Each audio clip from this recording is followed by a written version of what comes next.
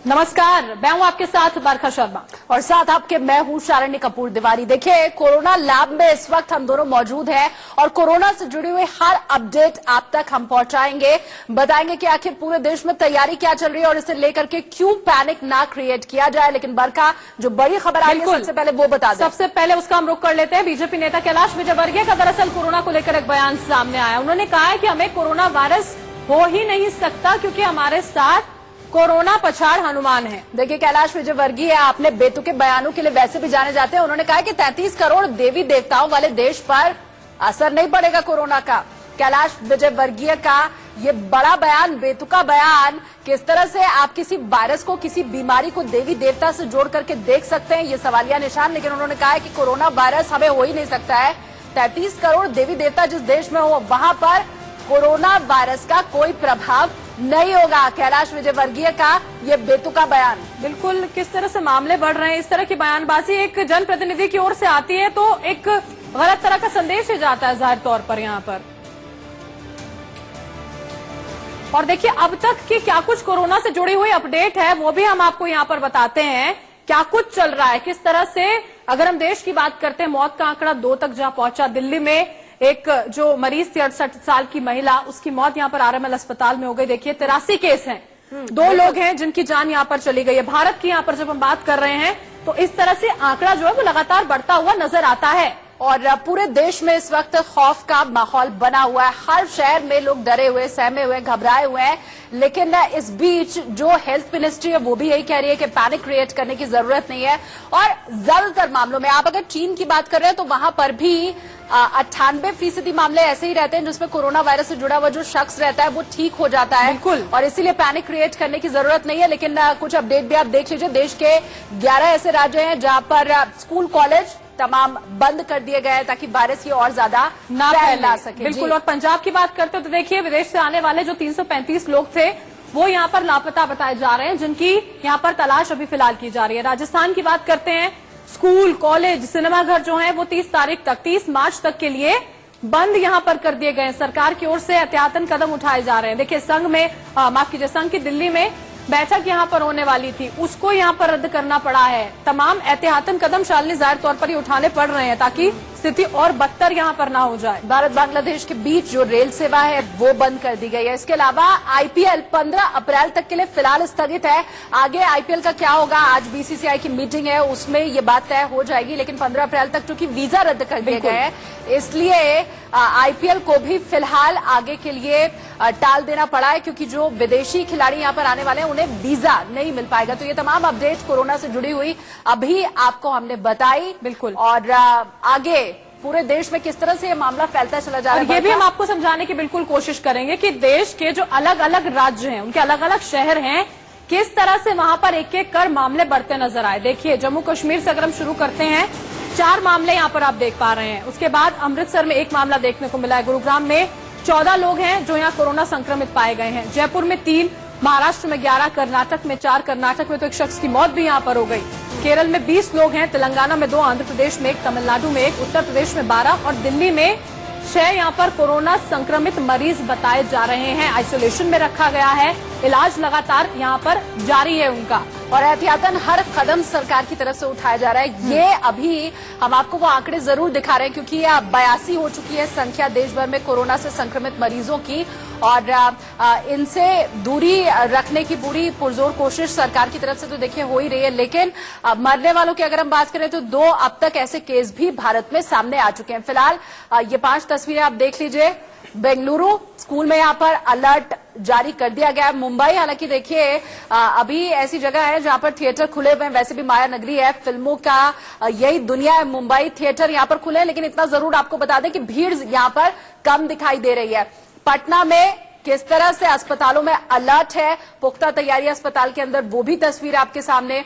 इसके अलावा बीच में दिल्ली की आप तस्वीर देख रहे हैं और बरखा आरएमएल अस्पताल राम मनोहर लोहिया, जहां पर एक महिला की मौत फिलहाल कोरोना से बताई जा रही है। और 5वीं तस्वीर पौड़ी की। बिल्कुल, और मुंबई की अगर हम बात करते, देखिए उद्धव ठाकरे की ओर से कहा गया था सिनेमा हॉल, थिएटर्स, ये सारी चीजें बंद रहेंगी, लेकिन अब तक सर्कुलर जारी नहीं किया गया जिसका इंतजार किया जा रहा है।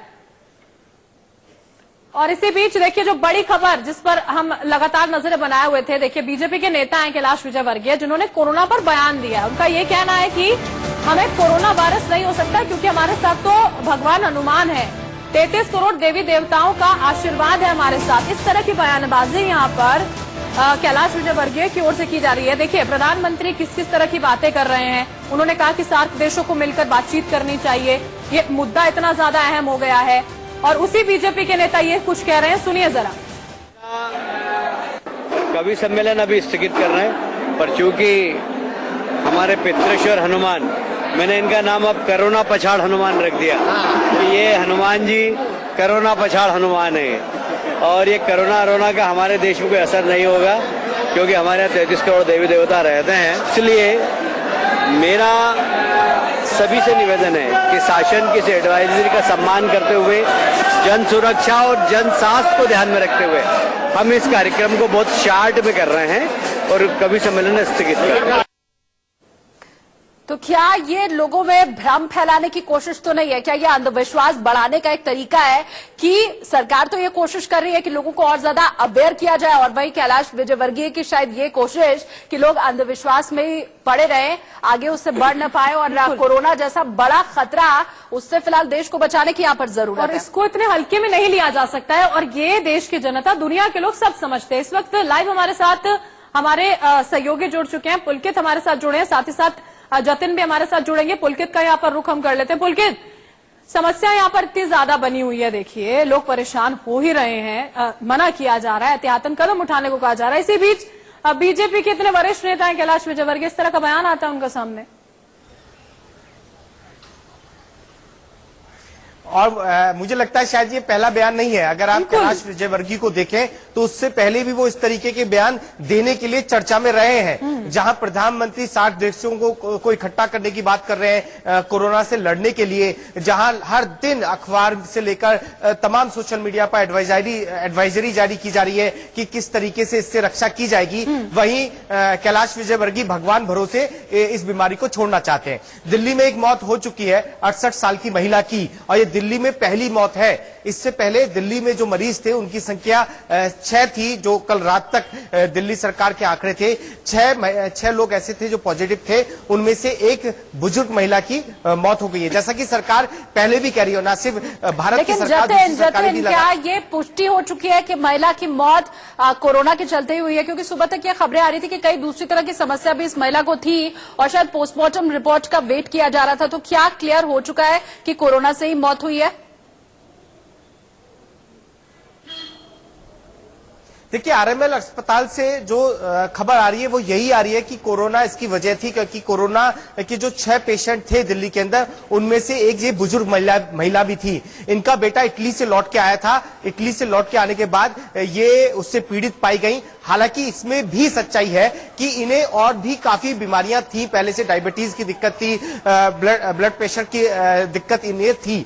और ये जो दिक्कतें हैं, क्योंकि एक जो एज ग्रुप है जो लगातार बात कही जा रही है कि 40 से कम के लोगों को ज्यादा दिक्कत नहीं है, लेकिन 40 से ज्यादा के लोगों को ज्यादा दिक्कत है। उसकी वजह यही है कि बहुत सारी बीमारियां पहले से इन लोगों को होती है। 40 से ज्यादा की उम्र में आपको बहुत सारी बीमारियां, ब्लड प्रेशर, शुगर, ऐसे में कोरोना अगर हो जाता है तो कंट्रोल करना ज्यादा मुश्किल हो जाता है। और इसीलिए बार बार ये बात कही जा रही है कि अगर एज 40 से ज्यादा है तो आप ज्यादा सेफ्टी बरतें। 30 से कम या 20 से कम वाले लोगों में ये बहुत कम पाया गया है। मात्र 1 से 2% पूरी दुनिया के अंदर ये देखा गया है कि मात्र 1 से 2% लोग ही इससे प्रभावित हुए, नहीं तो वो जल्द ही ठीक हो गए। अगर वो पॉजिटिव पाए गए तो वो जल्द ही ठीक। और उसकी वजह ये बताई जाती है कि कम उम्र अगर आपकी है तो इम्यून सिस्टम आपका अच्छा रहता है। पुलकित, बहुत शुक्रिया जुड़ने के लिए हमारे साथ। जतिन का भी रुख कर लेते हैं, लगातार जतिन भी बने हुए हमारे साथ। जतिन, कोई अपडेट आपके पास कोरोना को लेकर के, ताजा नया कोई ऐसी खबर जो आपके पास है?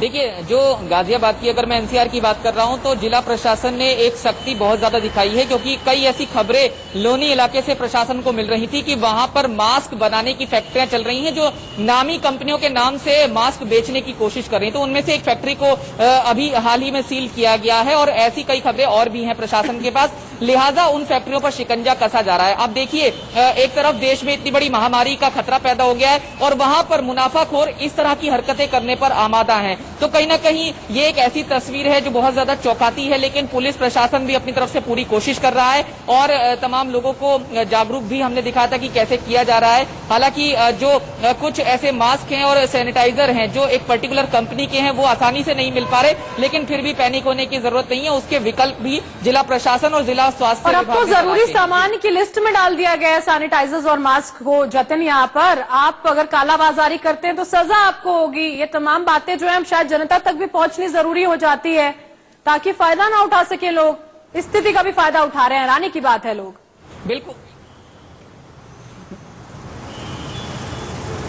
बिल्कुल देखिए, ये बातें बहुत ज्यादा चौंकाती हैं कि एक तरफ देश में इस तरह की आपदा बन चुका है कोरोना और दूसरी तरफ मुनाफाखोर इस तरह की हरकतों पर आमादा है। लेकिन जिला प्रशासन ने साफ कर दिया है, काफी सख्ती है, पुलिस भी इस पर ध्यान दे रही है और जगह जगह ऐसी फैक्ट्रियों का भंडाफोड़ किया जा रहा है और सोशल मीडिया पर भी कहा जा रहा है कि प्रशासन को तुरंत जानकारी दें अगर कोई भी आपसे अतिरिक्त रुपए मांगता है मास्क और इन जरूरी चीजों के लिए। जी, इसके अलावा जतन, हमने देखा है कि किस तरह से अंधविश्वास भी लोगों के अंदर फैलाया जा रहा है।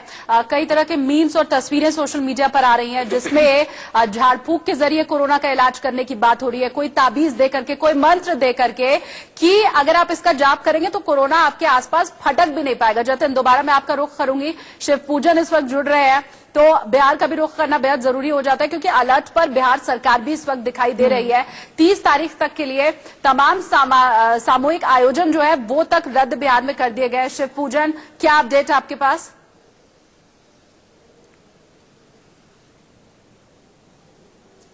देखिए, सबसे बड़ी बात यह है कि कल राज्य सरकार ने अहम बैठक बुलाई थी और उस बैठक के बाद तमाम स्कूल, कॉलेज और जितने भी इंस्टीट्यूशंस हैं, सिनेमा घर हैं, यहां तक कि म्यूजियम, पार्क, सबको बंद कर दिया गया है 31 मार्च तक। और इसका दूरगामी परिणाम यहां पर देखने को मिला कि एक तरफ चिराग पासवान ने अपनी यात्रा रद्द कर दी, वहीं जो 2 दिन का अधिवेशन होने वाला था राजद का उसको भी बंद करना पड़ा क्योंकि जो जहां पर शिविर होने वाली थी उसके परमिशन सरकार ने नहीं दिए।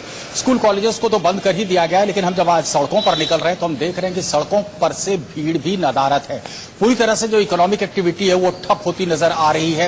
हालांकि परिणाम यहां पर देखने को मिला कि एक तरफ चिराग पासवान ने अपनी यात्रा रद्द कर दी, वहीं जो 2 दिन का अधिवेशन होने वाला था राजद का उसको भी बंद करना पड़ा क्योंकि जो जहां पर शिविर होने वाली थी उसके परमिशन सरकार ने नहीं दिए। स्कूल कॉलेजेस को तो बंद कर ही दिया गया है, लेकिन हम जब आज सड़कों पर निकल रहे हैं तो हम देख रहे हैं कि सड़कों पर से भीड़ भी नदारत है। पूरी तरह से जो इकोनॉमिक एक्टिविटी है वो ठप होती नजर आ रही है। हालांकि यहां पर मास्क की कहीं कोई किल्लत नहीं है, कालाबाजारी हमें नहीं दिख रही है, ना मास्क की, ना सैनिटाइजर्स की। एक सबसे बड़ी विडंबना जो उभर करके सामने आई है वो माइक्रो इकोनॉमिक लेवल पर जब हम देख रहे हैं तो वो सबसे बड़ी मार झेल रहे हैं। और शिव पूजन रोकना मैं यहाँ पर आपको चाहूंगी, बाद में हम फिर से आपसे यहाँ पर बातचीत करेंगे। इस वक्त डॉक्टर राजीव लोचन इस वक्त हमारे साथ जुड़ चुके हैं, उनका यहाँ पर हम रुख कर लेते हैं। राजीव जी, बहुत बहुत स्वागत है आपका। जो मौजूदा स्थिति फिलहाल बनी हुई है, देखिए सर, 2 लोगों की जान जा चुकी है देश में, उसके बाद कहीं ना कहीं पैनिक की स्थिति लोगों में बन रही। अभी इस स्थिति को देखते हुए सबसे पहली बात जो आप देश के लोगों से कहना चाहते हैं वो सबसे पहले सर?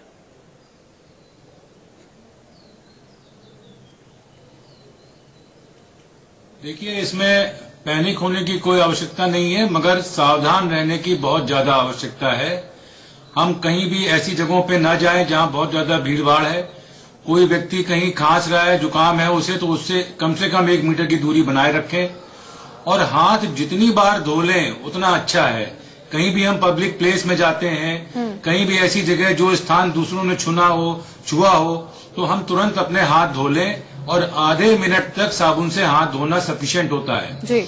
और अगर हम हाथ नहीं धो सकते तो सैनिटाइजर, अगर अल्कोहल बेस्ड हमारे पास है तो उससे भी हम हाथ साफ कर सकते हैं। इसके अलावा सिंपल मास्क अगर हम पहनते हैं जी, तो वो भी इसमें सफिशिएंट है क्योंकि ये ड्रॉपलेट से फैलता है, इसमें एयरबॉर्न इन्फेक्शन नहीं होता है। तो अगर ड्रॉपलेट रोकने वाला मास्क हमारे पास है या हमने एक सिंपल रुमाल को भी अगर दोहरा करके नाक पे बांध लिया है तो वो भी बहुत सफिशिएंट है। ये बहुत इंपॉर्टेंट है। जी इसके डॉक्टर राजीव, अलावा बहुत महत्वपूर्ण बातें हैं जो लगातार हम अपने दर्शकों तक पहुंचा रहे हैं और बहुत जरूरी भी है एहतियातन इनको ध्यान में रखना। बहुत बहुत शुक्रिया, आप हमारे साथ जुड़े और ये तमाम अहम जानकारी आपने हमारे दर्शकों तक साझा की है। और देखिए, कोरोना लैब में हम